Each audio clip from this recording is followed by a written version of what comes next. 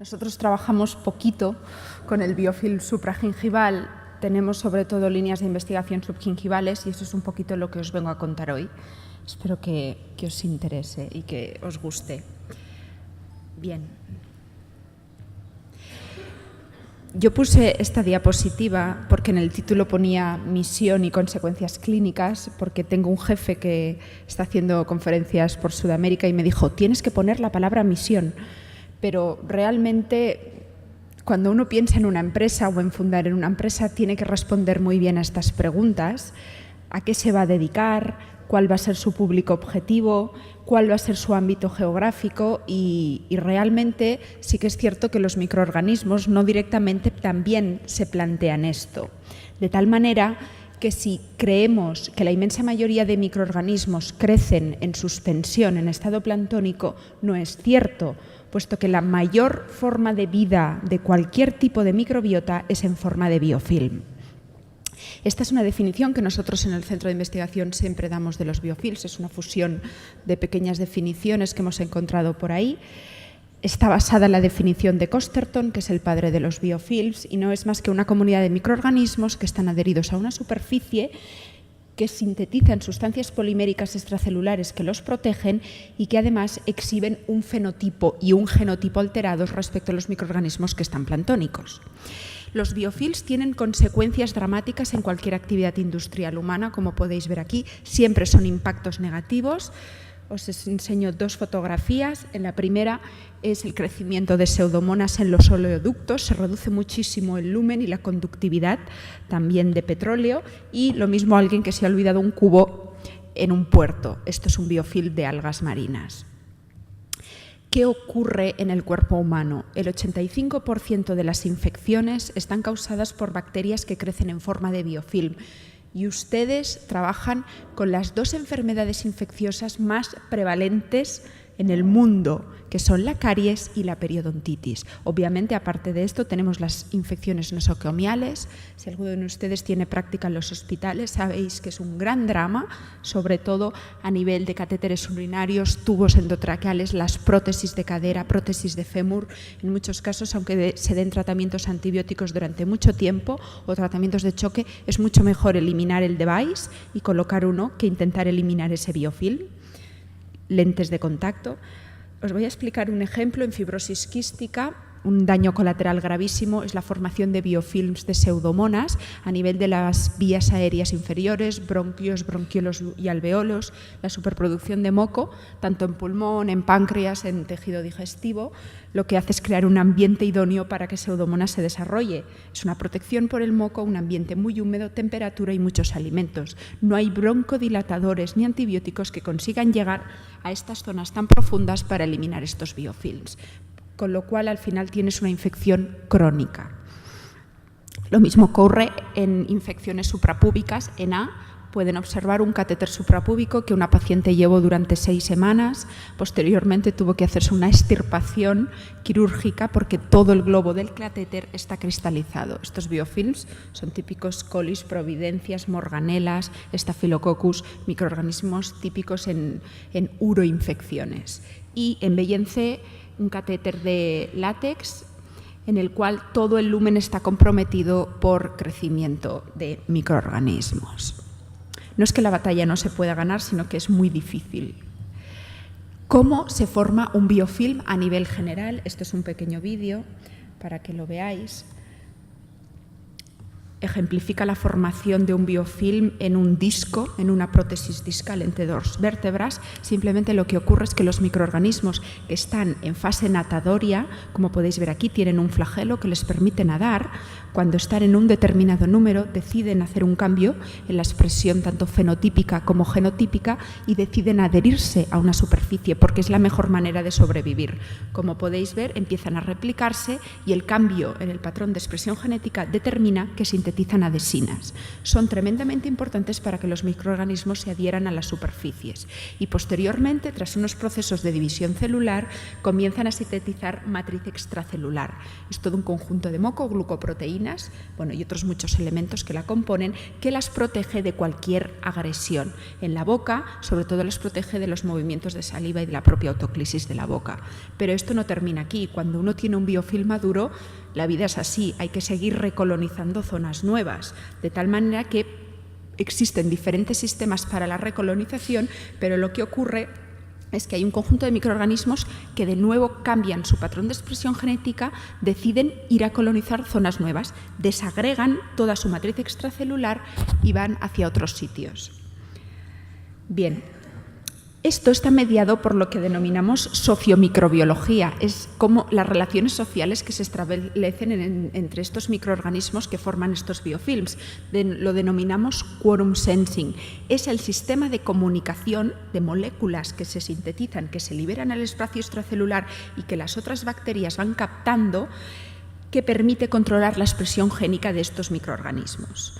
Es toda una batería, hay muchísimas más moléculas. Este es un ejemplo, dependiendo si hablamos de gram positivos o de gram negativos. Lo que ocurre es que cuando un microorganismo detecta estas moléculas, hay un cambio en su patrón de expresión genética, ella entiende que son suficiente cantidad como para empezar a formar biofilm. Sintetizan adhesinas y matriz extracelular. Normalmente los biofilms ocurren cuando las condiciones son adversas, es una manera de sobrevivir a las condiciones del ambiente. ¿Qué ocurre cuando el biofilm es maduro? Volvemos a sintetizar otro tipo de moléculas de quorum sensing que les dan la orden de ir a colonizar zonas nuevas. Muchas veces son moléculas dispersinas. Esta es la clave de la investigación a futuro para desagregar biofilms. Moléculas que rompan la matriz extracelular, liberen a los microorganismos, vuelven a ser planctónicos y van a colonizar zonas nuevas. Un ejemplo, esto es AA, Aggregatibacter actinomycetes comitans. Es un patógeno periodontal. Venga, repetidlo, por favor. Para los amigos. Esto es un cultivo de una cepa wild type, no presenta ningún tipo de mutación. Después de haber formado un biofilm maduro, como podéis ver, se están empezando a formar pequeños agregados a su alrededor. El objetivo de la vida es la colonización total del ambiente o del nicho. Si hacemos un mutante knockout de este gen, la dispersina, la molécula que se libera al espacio extracelular y empieza a degradar, lo siento, es que yo me muevo mucho cuando hablo y aquí agarrada. ¿Qué pasa? Cuando tenemos una mutación de este gen, no puede desagregarse, no puede ir a colonizar zonas nuevas. Así funciona el quorum sensing. ¿Qué ocurre en la boca? La cavidad oral son 215 centímetros cuadrados de superficies con gran cantidad de nichos ecológicos diferentes, lo cual determina que muchos tipos de microorganismos diferentes pueden vivir en él. Superficies blandas, ya lo sabéis, y superficies duras. Obviamente en el epitelio gingival no se forma biofilm, no porque no puedan, sino porque la descamación es mucho más rápida que la velocidad de formación del biofilm. No así sobre el dorso lingual, donde las cargas son muy elevadas, es un ambiente muy escondido, las papilas evitan los fenómenos de autoclisis, de limpieza de los microorganismos. Todo el mundo, cuando lo explico, me dice que ellos no tienen ese problema porque se cepillan la lengua, pero estoy segura que nadie se cepilla las amígdalas y son reservorios tremendos de microorganismos anaerobios, son órganos muy cavernosos y por feromonas y cualquier tipo de anaerobio estricto es un gran reservorio. Y así superficies duras, obviamente, dientes naturales, dientes artificiales y aparatos de ortodoncia. Incluso hay estudios en los cuales se valora cuál es la capacidad de cobertura en función del tipo de bracket que se coloque. Lo que se vio en este estudio es que de manera significativa el biofilm se forma mucho más, o la cobertura es mucho mayor en inox comparado con cerámica. ¿Qué diversidad microbiana hay en boca? Aparte de puntualmente protozoos, virus obviamente, las pupitas de los herpes, citomegalovirus, Epstein-Barr, causante de mononucleosis infecciosa. Este virus únicamente se replica en las células de las glándulas salivales y se libera a la boca mediante el conducto de la saliva y algunos papilomas. Hay algunos experimentos en citomegalovirus en los cuales se observa muy bien cómo en cultivos laminares de fibroblastos, que hacen unas monocapas perfectas de tejido, infectas con un citomegalovirus y a los 3 días ese tejido está completamente degradado. El fibroblasto, en vez de ser alargado, comienza a redondearse, comienza a incrementar la síntesis de metaloproteasas, por tanto van degradando todo lo que tienen a su alrededor y baja muchísimo la síntesis de colágeno. Estos son los efectos víricos de citomegalovirus y ocasionalmente infecciones por cándida en inmunodeprimidos o pacientes con tratamientos muy prolongados de antimicrobianos. Pero sobre todo lo que hay en boca son bacterias. El proyecto Microbioma Oral Humano nos dice que tenemos más de 700 microorganismos diferentes. Actualmente solo somos capaces de cultivar en el laboratorio un 17%, por tanto apenas sabemos nada, y solo un 34% podemos llegar a nivel de especie. Hay un montón de cosas que no sabemos. No os quiero asustar, la inmensa mayoría de la microbiota indígena oral es microbiota comensal. Sí que es cierto que hay un conjunto de patógenos. Perdonadme por ser tan reduccionista. Hoy en día ya sabemos que con un cambio de paradigma que nos aporta la pirosecuenciación, en caries tenemos algo más que Streptococcus y Lactobacillus. No así en enfermedad periodontal. Estos son los principales patógenos a nivel subgingival asociados a destrucción de tejido. Hoy solo hablaremos de PG porque es el microorganismo más conocido. Bien. Como os ha comentado Alex, el primer paso para la formación de un biofilm oral es la formación de la película adquirida. No es más que un conjunto de fragmentos de proteínas salivales, del fluido crevicular, restos celulares, saliva o glándula salival. Estos péptidos son fruto de la hidrólisis de proteínas más grandes y lo que hacen es, por interacciones directas, se unen al esmalte.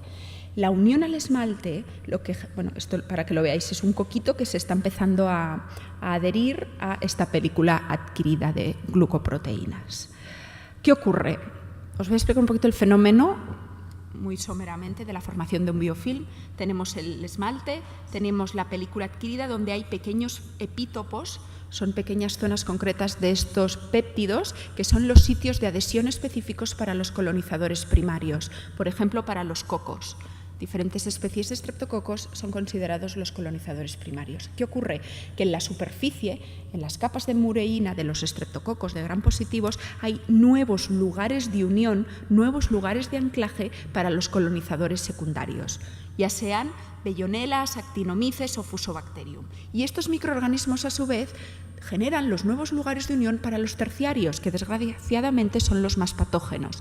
Nosotros hemos intentado desarrollar biofilm solo de PG y os aseguro que, por Pseudomonas gingivales, que cuesta muchísimo porque no tiene las adhesinas directas al esmalte, sino que necesita una capa de colonizadores primarios. En ese momento el biofilm se genera perfectamente. Bien, y cuando el biofilm es maduro, lo que hay que hacer es generar matriz extracelular. Esto es un estudio en el cual tiñen todas las colonias de Streptococcus mutans en verde y en rojo el exopolisacárido. Si hacemos una ampliación, fijaros cómo la colonia se recubre de glucanos. ¿Qué ocurre sobre los dientes? A los 30 segundos de habernos cepillado, la película adquirida está formada.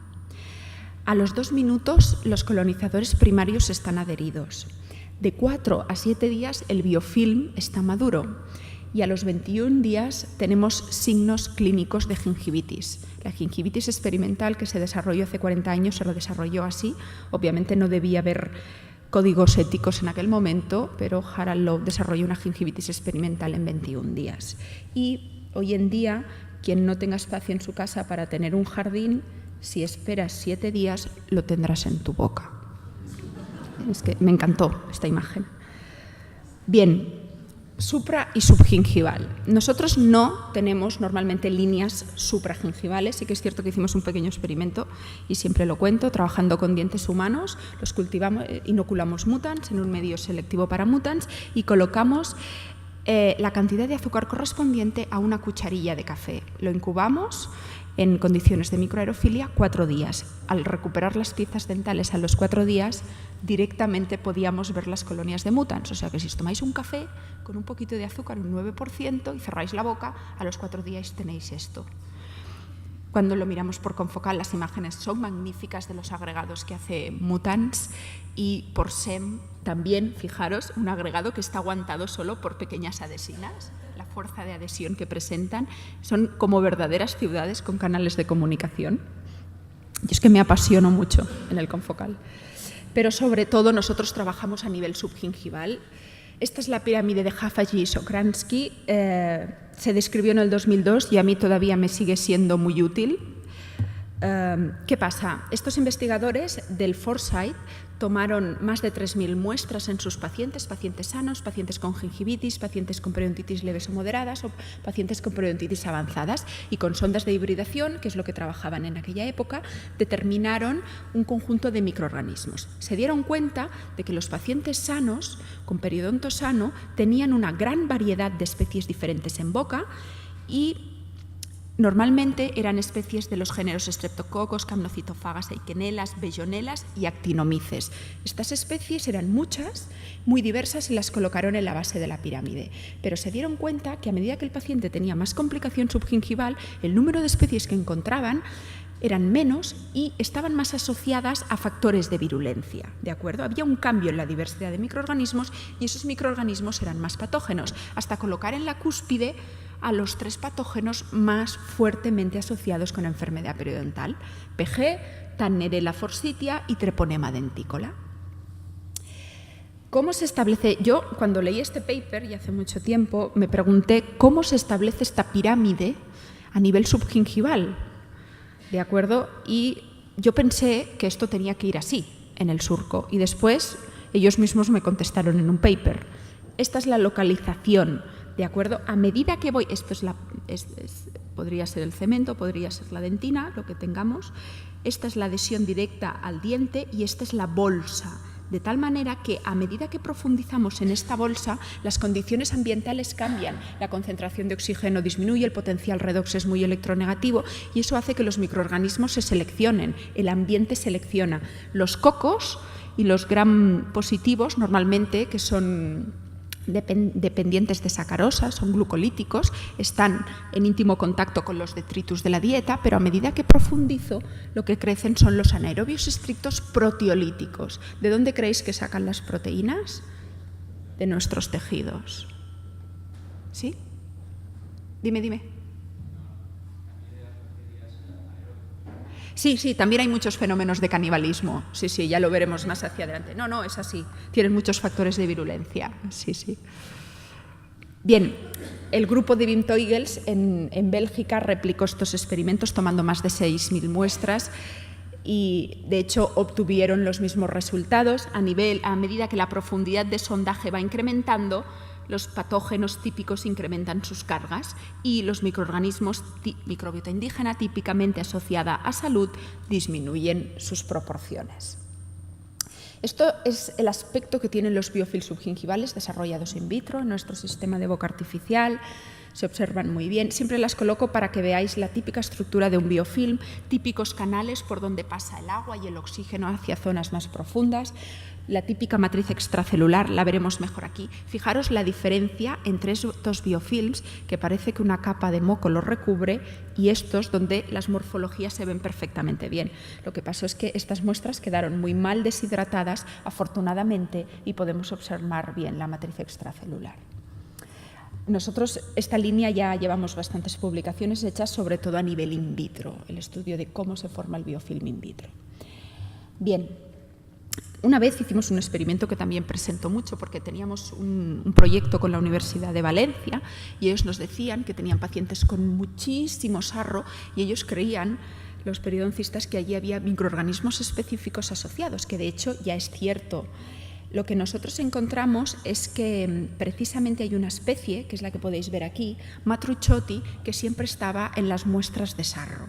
De tal manera que nosotros a nivel in vitro desarrollamos biofilms con microorganismos asociados a sarro. Bellonellas, Matruchotti, pusimos Fusobacterium y algún streptococo.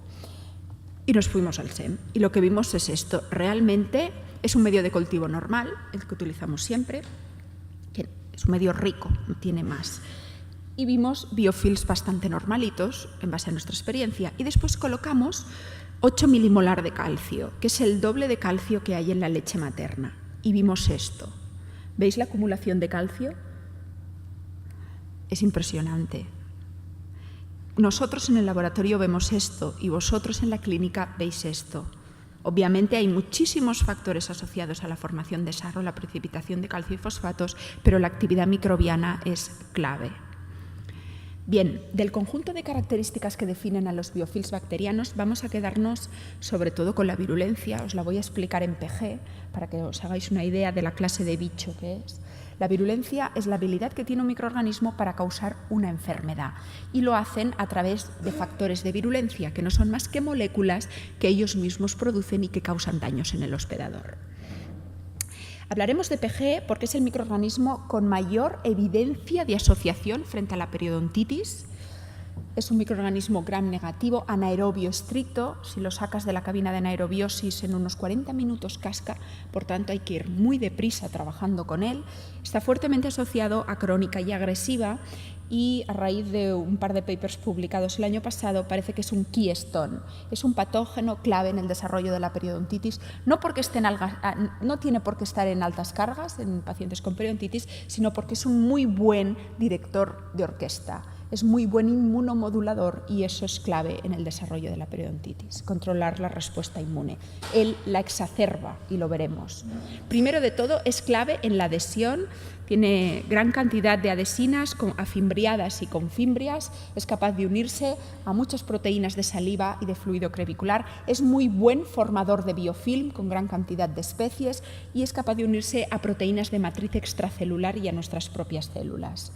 Aquí os enseño unas cuantas fotos de las fimbrias. Estos son 2 celulitas de PG que están empezando a formar biofilm y lo mismo veis aquí, estos son vesículas. ¿De acuerdo? En estas imágenes son 2 macrófagos que han fagocitado 2 cepas diferentes de PG. Esta es con la que trabajamos en el laboratorio, es una cepa afimbriada y esto es una cepa extremadamente virulenta. Fijaros la cantidad de material electrodenso que rodea a la célula. Normalmente esto las protege mucho de ser fagocitadas. Estas no han tenido tanta suerte, pero es así. Bien, la fimbria de PG es altamente inmunogénica. Normalmente los pacientes con periodontitis con altas cargas de PG tienen niveles anti-PG en suero muy elevados, interacciona con macrófagos y con monocitos e induce la síntesis de citoquinas inflamatorias. ¿Cuál es el problema de inducir una respuesta inmune si eres un patógeno? Que normalmente la respuesta inmune no acierta a quien tiene que destruir. Muchas veces lo que ocurre es una respuesta inflamatoria, 1, desmedida y 2, que induce todavía más destrucción de nuestros propios tejidos. Cuando un macrófago se degranula y libera al espacio extracelular metaloproteasas, esas metaloproteasas degradan nuestros tejidos. Es posible que también degraden a los patógenos, pero siempre quedan cargas de patógenos y lo veremos. Cuando una PG decide formar biofilm, primero lo que tiene que hacer es adherirse, pero pensad que las condiciones son muy agresivas, hay mucha competencia de otros microorganismos, necesita crecer. Entonces lo que hace es activar una batería de enzimas hidrolíticos muy importantes, los que tenéis aquí. Algunas son selectivas, rompen péptidos, las hemaglutininas, rompen el colágeno, rompen la queratina, el ácido hialurónico. Destaco sobre todo las gingipaínas, les llaman los vampiros de PG. Tienen el 85% de la actividad catalítica de PG, son muy importantes porque se liberan al espacio extracelular, degradan las proteínas de nuestros tejidos, las dejan como aminoácidos y internalizan los aminoácidos como fuente de carbono y fuente de energía. Y además son muy buenas captando el grupo hemo. PG es negro pigmentada precisamente porque acumula mucho hierro en su interior, es muy modulador de la expresión genética. ¿De acuerdo? Consecuencias clínicas de tener gingipaínas, ejemplo, activación de citoquinas, lo cual da lugar a inflamación. Se degradan los sistemas del complemento, volvemos a la inflamación. Es capaz de comerse al fibrinógeno. Si no tenemos fibrinógeno, incrementa el sangrado. ¿De acuerdo? Existe una variabilidad genética en los genes de gingipaínas que es importante. Nosotros describimos un genotipo nuevo hace unos cuantos años y esto significa que lo mismo ocurre con fimbrias. Dependiendo del gen que codifica las fimbrias, las PG son más o menos virulentas, de tal manera que cuando se desarrollan kits para buscar microorganismos, hoy en día yo lo que recomendaría es no solo que busquen si tengo o no tengo PG, sino que buscar qué tipo de PG tengo. Para mí es clave saber qué factor de virulencia llevan esa cepa en concreto. Invasión tisular, por eso os decía que es muy difícil de eliminar. Fijaros en estas fotos de TEM, esto es el epitelio gingival, a medida que profundizo entro en lámina propia, fibroblastos gingivales y en íntimo contacto con el fibroblasto, células de PG. Esto no lo verá. Lo verá el cepillo y no lo verá el antibiótico ni el antiséptico. Y lo mismo, invasión celular. Se esconden dentro de nuestras células. Esto es una tición de tejido gingival, de células epiteliales gingivales teñidas en rojo. Infectamos con PG y a los 30 minutos toda la PG que está marcada en verde se dispone alrededor de la membrana nuclear. Están dentro de las células. Y la cápsula es el glicocálix, toda la matriz que una célula libera se dispone alrededor de ella, evita la desecación y en muchos casos evita la fagocitosis. ¿De acuerdo? En este estudio hecho por Rolando Bernal, publicado el año pasado, lo que se observa es que en función del antígeno capsular, de las características de esta cápsula, la respuesta inmune varía. ¿De acuerdo? Las interleuquinas que se disparan son diferentes en función del antígeno capsular que tenga esta PG. Por tanto, reitero lo dicho, no solo es el hecho de tener PG, sino de saber qué cepa de PG tengo. Por tanto, esto es un vídeo muy divertido, si resulta que tenemos una PG que tiene una cápsula, esto no pasará jamás. Yo creo que esto es un frotis, bueno, más que un frotis, aquí no tienen núcleo, deben ser células sanguíneas y un polimorfo nucleado que persigue a dos coquitos. Si resulta que tenemos una cápsula, esto no pasa, porque el polimorfo nucleado no ve APG. ¿De acuerdo? Hasta que al final, afortunadamente, gana el sistema inmune. Bien, ese es el gran problema. Si tenemos invasión celular, no hay tipo de terapia en casa, ni terapia en la clínica, ni células del sistema inmune, ni antibióticos que puedan con esos microorganismos. Es un reservorio tremendo. Bien, hay algunos periodoncistas, son microbiólogos orales, Winkelhoff et al., que siempre firman los papers diciendo que el éxito de un tratamiento periodontal va supeditado a la eliminación, 1 de PG y 2 de A, Agregatibacter actinomycin-concomitans, que es un microorganismo fuerte asociado a periodontitis agresiva. Otras consecuencias de tener biofilms orales, hemos hablado de enfermedad periodontal, la halitosis es una consecuencia importante. No me voy a detener mucho a explicaros esto. Normalmente el 85% de las halitosis genuinas están originadas en boca, principalmente en las papilas circunvaladas. Es un sobrecrecimiento de anaerobios. ¿Qué tipo de microorganismos? Proteolíticos. Degradan las proteínas, las trinchan. Muchas veces también lo que ocurre es la desulfuración de los aminoácidos que presentan sulfuros, de metionina, cisteína y cistina. Los subproductos son compuestos volátiles sulfurados con un odor threshold value, que es el valor de detección de nuestras narices, muy, muy bajo. De tal manera que, aunque tengamos muy pocos microgramos o nanogramos de metanotiol, nuestra nariz lo detecta. ¿De acuerdo? Por eso, normalmente la halitosis se asocia a microorganismos proteolíticos. Nosotros tenemos una línea en halitosis. El primer experimento que hicimos es este. Es muy fácil, es utilizar una campana de Durkheim en microbiología oral. Es más viejo que ir a pie, pero fue genial. Hicimos un cultivo en suspensión de una mezcla de microorganismos. La diferencia entre este cultivo y este únicamente es una especie proteolítica, Fusobacterium nucleatum. La diferencia en producción de gas es el doble. Ahora nosotros estamos desarrollando en nuestra boca artificial cómo valorar los gases que aquí se producen. Bien, enfermedad perimplantaria, también asociada a la formación de biofilm patógeno oral. Si bien es cierto que la colocación de implantes es un éxito mundial, aporta muchísimos beneficios a la industria, la pena es que la industria coloca el foco en mantener la osteointegración. Solo piensan en eso, en que mi implante no fracase por la osteointegración. Sin embargo, todo tiene un lado oscuro. Más de 1 millón de fallos al año a nivel mundial. Una incidencia dramática de mucositis y de perimplantitis. Un desafío fonético, una molestia muy grave para el paciente y un reto para el profesional. No sé deciros la prevalencia de mucositis y de perimplantitis porque cada vez que encuentro una revisión los porcentajes son diferentes. Hay periodoncistas, odontólogos en general, que me aseguran que en sus clínicas no tienen ninguna y hay algunos más sinceros que me dicen que están preocupadísimos. la incidencia es muy elevada. Cuando un implante falla a nivel temprano, normalmente no se asocia a la microbiota, se asocia a la colocación del implante y también a cualquier tipo de hábito que tenga el paciente. Sobre todo es la colocación. Si la carga es oclusal, si las cargas son oblicuas, lo que haces es cansar muchísimo al titanio y muchas veces lo que ocurre es la formación de microfisuras o directamente la rotura, con lo cual induces la liberación de mucho titanio al torrente sanguíneo. En algunos casos se cree que puede llegar a determinados órganos y generar inflamación. Estoy exagerando mucho, pero eso es lo que se apunta cuando hay un fallo o un fracaso temprano del implante. Cuando el fracaso es tardío, muchas veces se asocia a la microbiota.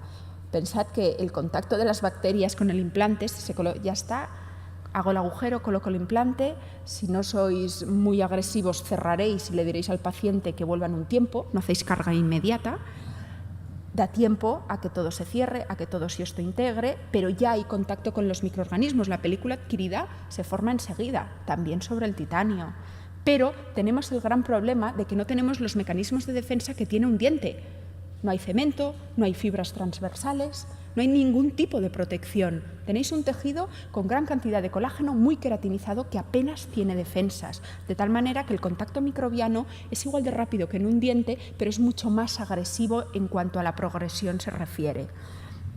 Kyrinen nos dice que el biofilm incipiente está de los 30 minutos a las 2 semanas, a los 3 meses hay un biofilm maduro con patógenos sobre esos implantes.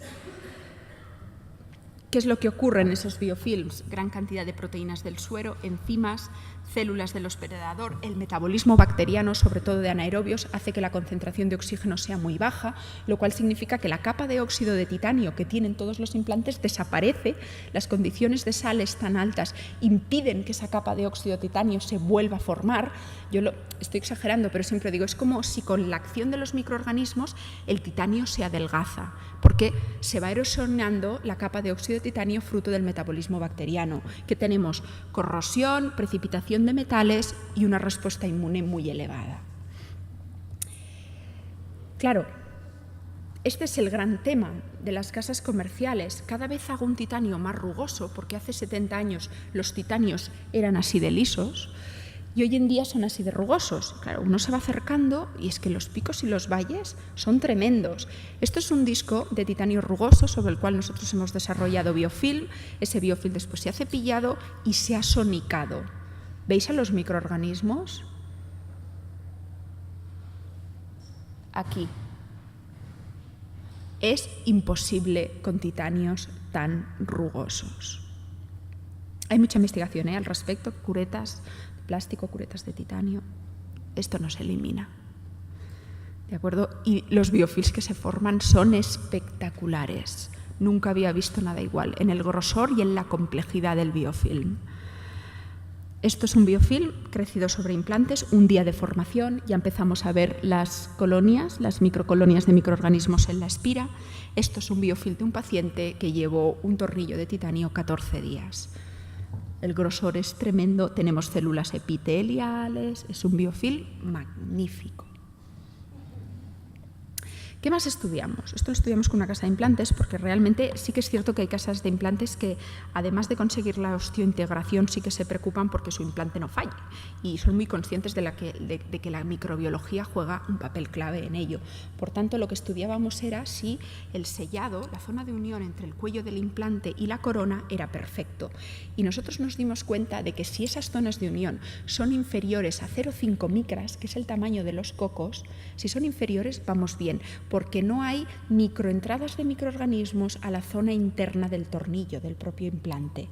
Sin embargo, si esos gaps aquí son superiores a 0,5, cuando tú desmontas el sistema y lo abres y vas a mirarlo, normalmente son cierres hexagonales, en una de las puntas de este hexágono hay colonización bacteriana. Y en el otro lado, que es el titanio de la corona, lo que vemos es degradación de la capa de óxido de titanio. ¿Qué ocurre? Esta es una teoría de los años 70, viene de Estados Unidos, es la carrera por la colonización de la superficie, y es que es muy fácil.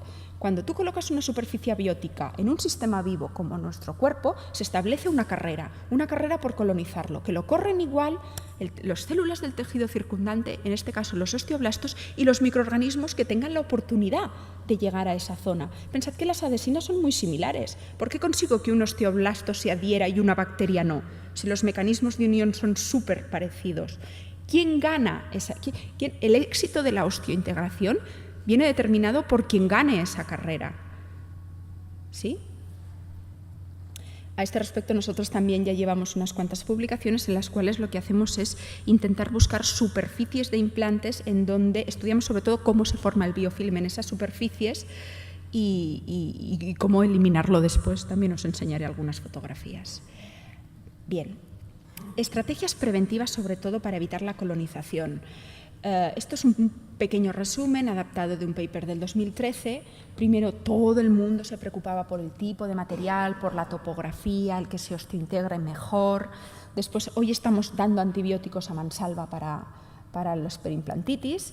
Y las estrategias a futuro en las que ya se está investigando es desarrollar dispersinas que desagreguen los biofilms formados, utilizar bacteriófagos. ¿Sabéis qué son los bacteriófagos? Son virus que atacan a las bacterias, moléculas interferentes. Os voy a explicar un ejemplo.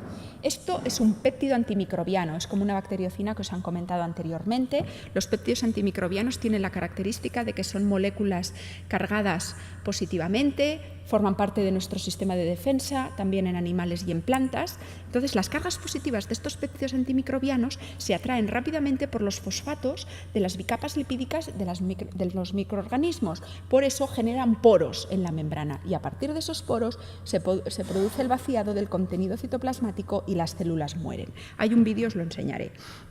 Estos investigadores lo que hicieron fue impregnar titanio, o sea, un recubrimiento de este péptido. Primero, lo que observaron es que cambia la hidrofobicidad. Fijaros, simplemente es colocar una gotita de agua en la superficie de titanio sin tratar y en la superficie tratada con GL13K. ¿Qué es lo que ocurre? Sin tratamiento, esta superficie es totalmente hidrofílica, absorbe la molécula de agua, lo cual determina que también es muy fácil que los microorganismos se adhieran, porque sin agua no hay vida.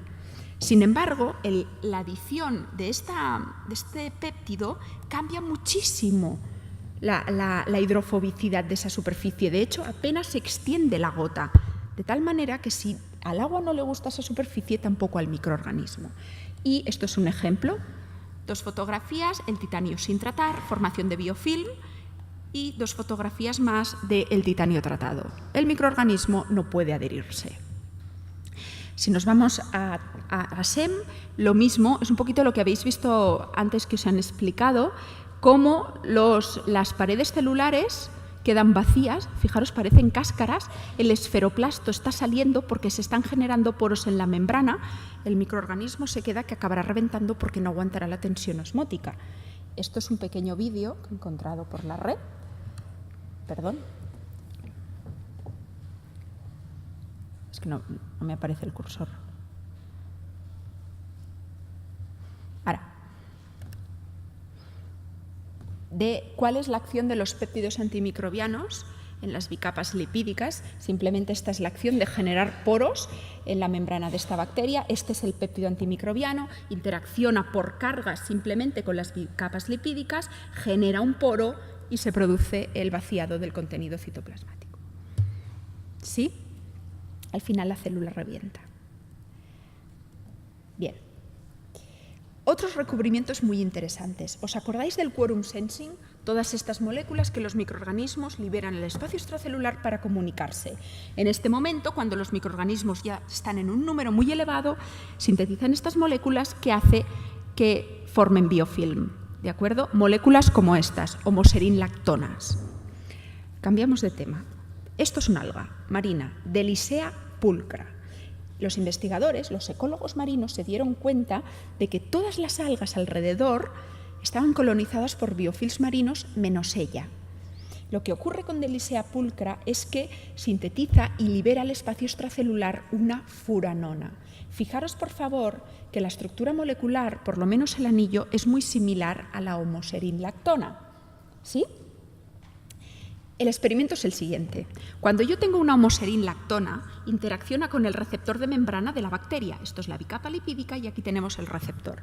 Cuando este receptor se llena en su sitio activo por esta homoserin-lactona, hay un cambio conformacional del receptor y es química. Un conjunto de cascadas de fosforilación que hacen que mi DNA se active y síntesis de genes asociados, por ejemplo, a la producción de adesinas o a la producción de matriz extracelular. Es una señal. ¿Somos muchas? Sí, somos muchas. Síntesis de genes, por ejemplo, de matriz extracelular. Esto es con la homoserin-lactona, la molécula de quorum sensing. Pero si yo coloco la furanona de Delisea pulcra, encaja perfectamente en el sitio activo del receptor. ¿Lo veis? Ese receptor queda lleno, de tal manera que esta molécula ya no puede entrar. Pero como no es exactamente la misma molécula, no hay cambio conformacional en el receptor y la señal no llega al DNA. Por tanto, esa bacteria no forma biofilm. ¿Sí? Esto es lo que están investigando, cómo hacer recubrimientos de estas furanonas para evitar que el biofilm no se forme sobre los implantes. Hasta el momento, estimados, lo único que tenemos es lo que ya estáis usando. Acción mecánica, esto es un biofilm que nosotros diseñamos, que nosotros hicimos crecer en implantes, en verde, microorganismos, y después de un irrigador bucal, la inmensa mayoría del biofilm desaparece. Os he dibujado someramente las espiras para que veáis cómo se elimina el biofilm. Y una acción química. Estos tratamientos con clorhexidina para que veáis cómo las cargas disminuyen muchísimo. Tratamiento químico puntual de 1 minuto con clorhexidina.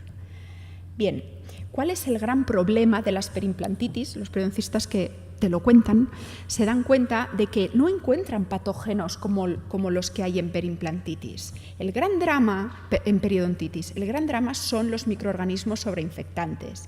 El gran drama es que en estos biofilms en perimplantitis se encuentra Pseudomonas, se encuentra Helicobacter pylori y se encuentra Acinetobacter baumannii.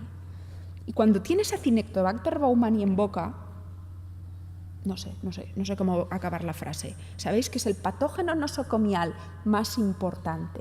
La cantidad de resistencias que presenta este bicho son innumerables. Por tanto, el problema de la perimplantitis es que la progresión de la infección es muchísimo más rápida y facilita la instauración de microorganismos sobreinfectantes. ¿De acuerdo? Nosotros, a este respecto, lo que hicimos fue desarrollar sobre titanio biofilm de sobreinfectantes. Hicimos un comensal, un streptococo, para que genere la primera capa de colonización y después colocamos Staphylococcus aureus y Pseudomonas aeruginosa. Estos son captaciones antes del tratamiento, a 25 por y a 63 por. Los biofilms están muy vivos y este es el resultado después de haber hecho 1 minuto con clorhexidina. Claro, yo al ver esto me quedé muy tranquila y con ellos también hablé, porque por lo menos, la acción química sigue funcionando en este tipo de sobreinfectantes, sin necesidad de dar antibiótico. En resumen, en el mantenimiento de implantes, yo lo que creo que la educación del paciente es clave, como casi todo en la vida.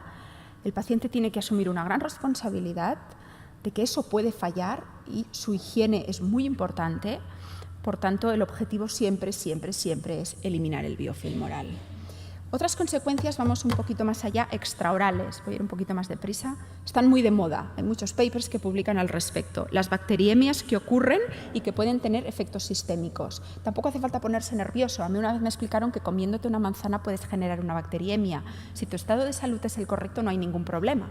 Mascar chicle, cepillarse o bien un raspado y un alisado radicular también generan bacteriemia. Hay extravasación al torrente sanguíneo y ahí está el problema. ¿De acuerdo? La evidencia de asociación más fuerte de esta lista de efectos sistémicos son los 3 primeros. No voy a hablar de los otros porque no tengo suficiente evidencia científica.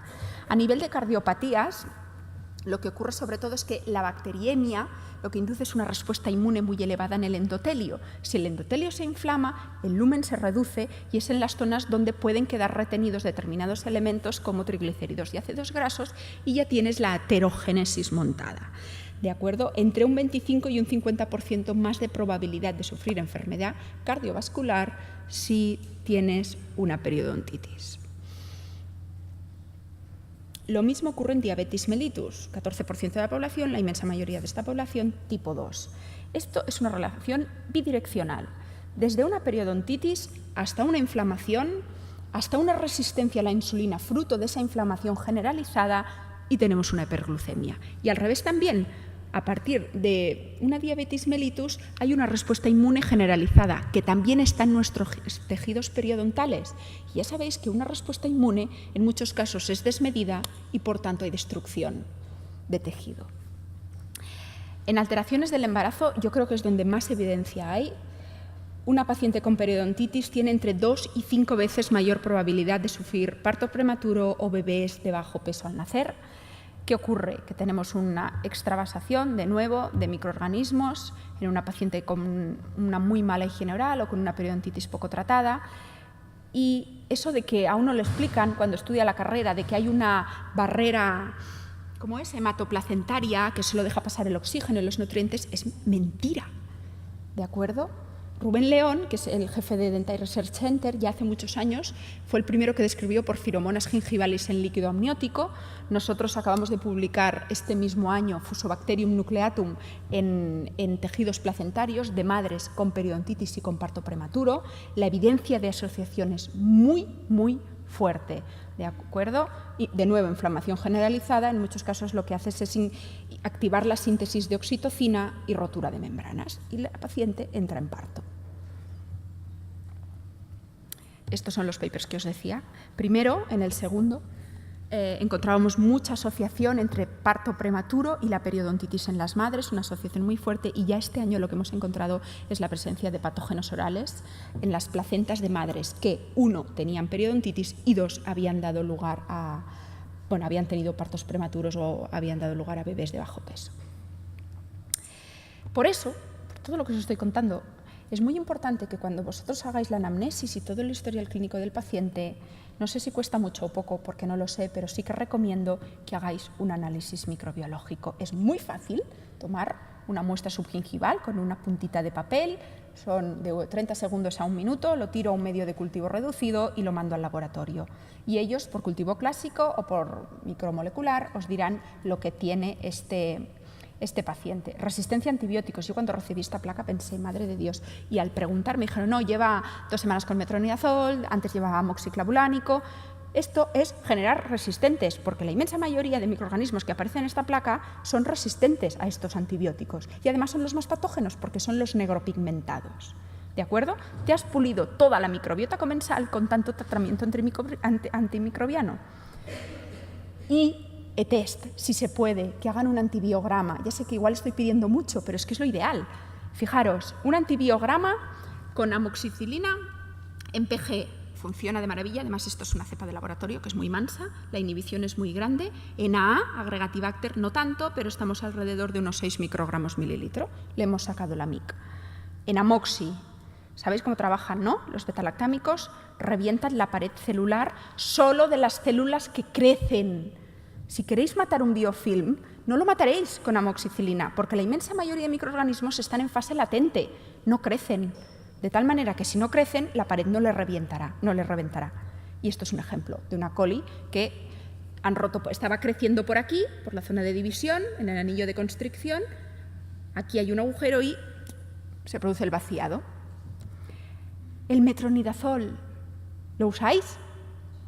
A veces, sobre todo en infecciones de anaerobios, funciona muy bien en PG, es que no crece nada, la inhibe completamente, pero no funciona en AA. ¿Lo sabíais? El metronidazol no funciona en microorganismos microaerofílicos. Si tenéis AA, si tenéis una periodontitis agresiva y os han confirmado que es por altas cargas de AA, no deis metronidazol. El metronidazol es un agente que solo funciona en anaerobios estrictos. Sobre todo porque quizás tenemos muy claro que la terapia combinada de metronidazol con amoxi va muy bien para matar anaerobios, pero no tenemos tan claros sus efectos adversos. O sí, desde una xerostomía, que no es nada, hasta una encefalopatía. ¿De acuerdo? Os voy a explicar un caso clínico de un paciente.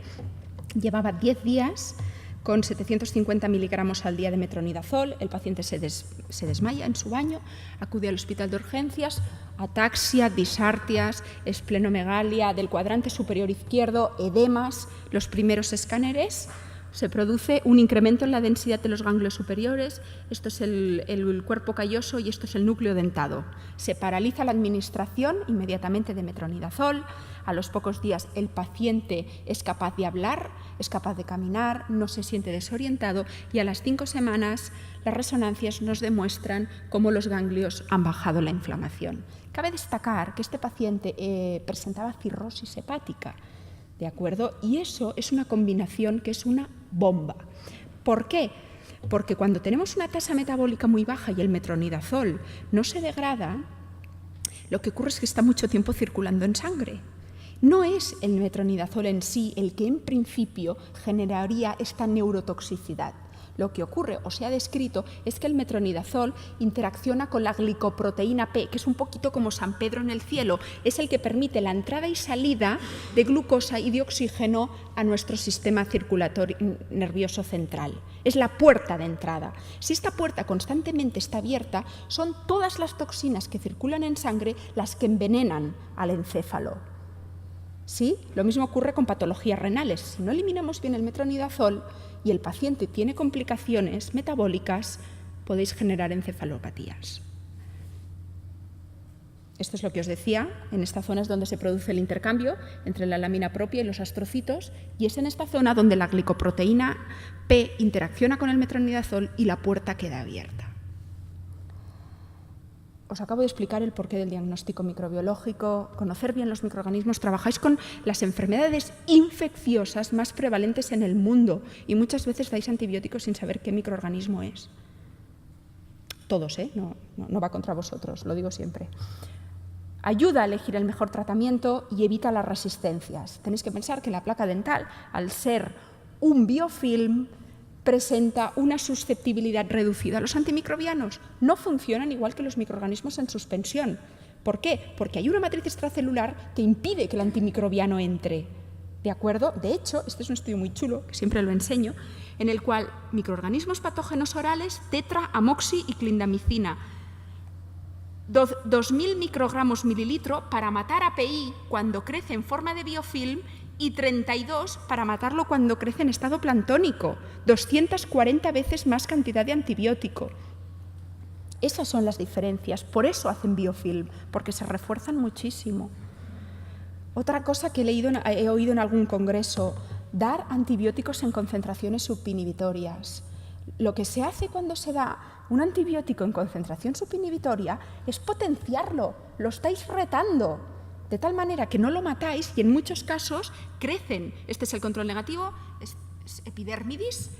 Como podéis ver, en algunos casos incluso se ve dónde está creciendo, la carga no es muy alta, ciprofloxacina, amoxi y tetra en concentraciones subinhibitorias. Les encanta. Tenéis que asegurar que el antibiótico llegue en la dosis correcta donde debe hacer la acción. Este es un estudio del 2008, pero yo lo enseño porque es de los pocos que hay, uno es microbiólogo oral, el otro es periodoncista, que se han molestado en estudiar las resistencias que hay en boca, comparando Netherlands contra España. Sí que es cierto que quizás la administración de antibióticos aquí es más ad libitum de lo que pueda ser en Netherlands, pero ya encontrábamos diferencias significativas en Fusobacterium nucleatum frente a ampicilina, 20 respecto a 0, en PI y en A. Estos microorganismos ya son resistentes, por lo menos en población española. Este es un estudio que acabamos de publicar nosotros, un poquito de epidemiología en una región del mundo muy poco estudiada, como es América Central, en la República Dominicana. Hicimos un estudio era de microbiota, de patógenos en diferentes tipos de pacientes para ver si tenían los mismos microorganismos que la población española y tal. Y además añadimos un poquito de búsqueda de genes de resistencia a tetraciclina. Y ya lo que vimos es que el 50% de los pacientes sanos, que hacía más de 2 años que no habían tomado antibiótico, ya eran portadores de genes de resistencia a tetraciclina. Por ende, porque sí. ¿Sí? Estamos generando supermicroorganismos. ¿Cuáles son las corrientes actuales en odontología? Restringir el uso de los antibióticos, hacer una base de datos, hacer un diagnóstico microbiológico, valorar la necesidad de cada paciente frente al uso de ese antimicrobiano, utilizarlos como coadyuvantes en terapia mecánica. Primero desorganizáis el biofilm, hacéis que el microorganismo se vuelva pantónico y entonces dais el antibiótico. No lo hagáis al revés porque no sirve de nada. ¿Sí? Al fin, esto es una especie de chiste. Si hace 2000 años comíamos raíces para pasar el dolor de muelas, hemos rezado, después nos hemos tomado una poción, después una pastilla, después un antibiótico. Si el antibiótico no funciona, acabaremos comiendo raíces. Porque tenéis que saber que hay mucha industria farmacéutica que deja caer líneas de investigación en antibióticos porque no les vale la pena. Cuando llevan 2 años el antibiótico en el mercado, el microorganismo ya es resistente. Para ellos la pérdida de dinero es enorme y abandonan esas líneas de investigación. A nivel de antisépticos ocurre un poquito lo mismo. Tenéis que ser conscientes de qué hace cada molécula, qué es una antiplaca, qué es una antigingivitis y qué es una antiperiodontitis. Preguntad siempre cuando recetéis antisépticos. Preguntad el estudio que haya detrás. ¿De acuerdo? Sobre todo la sustantividad. Los antisépticos no son antibióticos, no hacen un efecto pum aquí y dejo de actuar. La sustantividad es clave para que sigan actuando a lo largo del tiempo. ¿De acuerdo? Es en base a esto que nosotros hace ya años en Dentite desarrollamos un proyecto de investigación que es este, que como soy tan chula os presento ya el paper publicado. Os lo voy a presentar así cuando realmente el estudio fue así, de dramático, pero bueno, al final. Lo que hicimos fue desarrollar una boca artificial, que no es más que un desarrollo, es el desarrollo de un sistema que me permite hacer crecer biofilm oral subgingival en flujo. Y la clave es el flujo, porque estoy sometiendo a mis microorganismos al mismo estrés mecánico que puede haber a nivel de saliva o de fluido crevicular. Y eso determina que la adhesión sea mucho más fuerte que cuando los biofilms crecen estáticos. ¿Sí? Colocamos 6 microorganismos orales, cada uno de su padre y de su madre. ¿Ya sabéis la variabilidad genética que hay? Sí, acabo. Este es el sistema, estas son las especies. ¿Os acordáis de la pirámide de Jaffa-Shishokransky? Un microorganismo de cada clúster microbiano para hacer biofilm subgingival. Os voy a enseñar. Vimos por SEM que primero aparecían los cocos a las pocas horas, después los colonizadores secundarios a los 3 días y a los 4 días máxima complejidad. Esto fue genial porque éramos capaces de desarrollar biofilm, que ya es mucho. En confocal lo mismo, a medida que pasaba el tiempo incrementaba la complejidad, típicas estructuras de biofilm in vivo, ¿vale? Ya me voy. Volúmenes de vivas y muertas, ya lo sabemos hacer. Aplicamos el método, nos fuimos a la farmacia y compramos 3 clorexidinas 0,12 y tratamos esos biofilms con las clorexidinas. Lo primero que hicimos fue un Short Interval Killing Test, es un test que se desarrolló en Dentite hace muchos años y lo que hacen es tratar a un conjunto de microorganismos en suspensión. Aplican una cierta cantidad de colutorio, 1 minuto y siembro. ¿De acuerdo? Visto esto, no hay diferencias significativas entre los 3 colutorios. ¿Os lo creéis? Yo no me lo creí. ¿De acuerdo? Y lo que hicimos fue tratar, si Dios quiere, a los biofilms. Los biofilms de la boca artificial los tratamos con esos mismos colutorios. Esto sí que es real.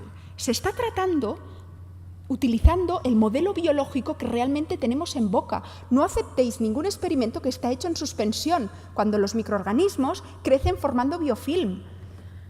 Cuando tratábamos los biofilms de manera directa, porcentajes de supervivencia de los 3 colutorios, el primero era el mejor, con diferencias significativas, hacíamos diluciones de esos colutorios. Fijaros que el primero, diluido a la mitad, sigue siendo mejor que los otros 2.